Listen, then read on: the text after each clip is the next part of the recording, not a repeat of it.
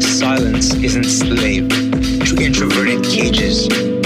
Silence is a slave to darkness.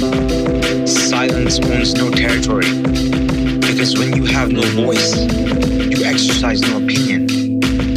When you have no voice, you are nothing but a catatonic stone. And stones have no souls. And stones are so cold. Silence has no human pulse. Like nihilism, non-existent, an apathetic, solitary, rotting apple. But if you bite the apple and taste the juices, you will feel the urge to exercise the words that choose to seize it again and again. The birth of communication begins with the voice. The demise of isolation and disease exist in straitjacket silence, because silence has no will. Silence has no pulse. Silence is sometimes scared. Silence is sometimes a voice raped. Silence is a safe spot, but also the lack of stimulus felt. And if you feel no stimulus and you seek refuge in the caskets of silence, you will be trapped in this blindness. There are so many beautiful colors to speak of. There are so many beautiful colors that seek us. Open your mouth and let it out. Be it words of desire, venom, spite, or compliments that delight. This is our birthright.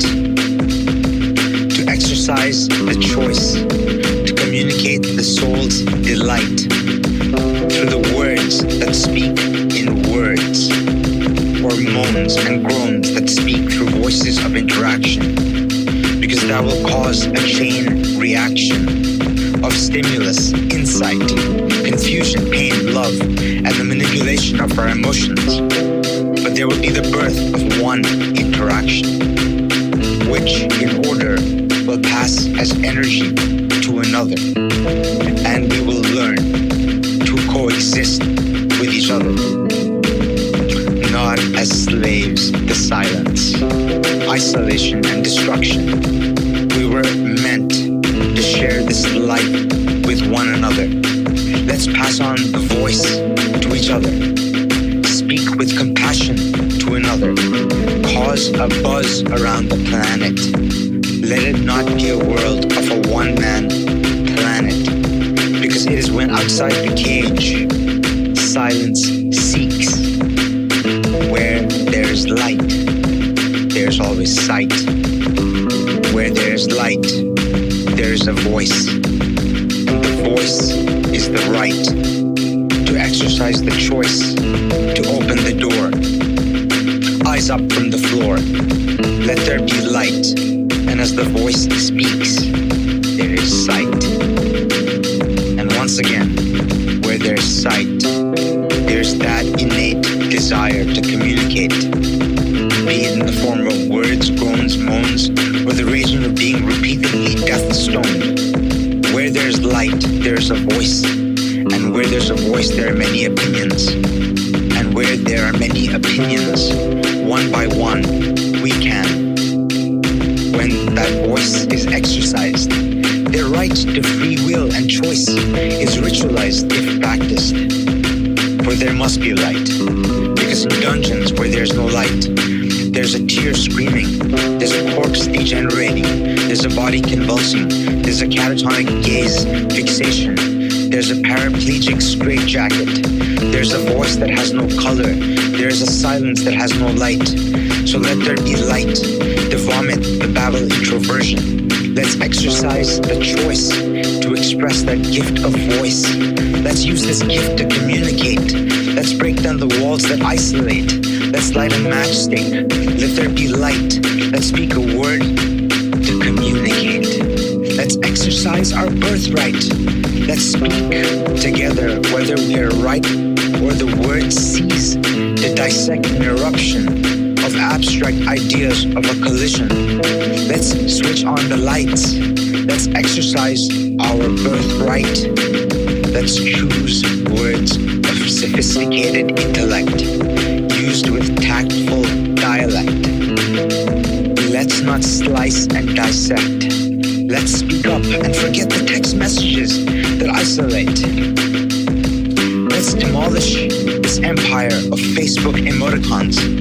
Let's not turn into puppets of mass manufactured enthusiasm. Let's not make corporate illusions that there's a smile behind the face that laughs out loud. Let's not hide behind computers that have tied a knot. Let's hydrate our throats and set sail on a speedboat. Let's speak the words that feel.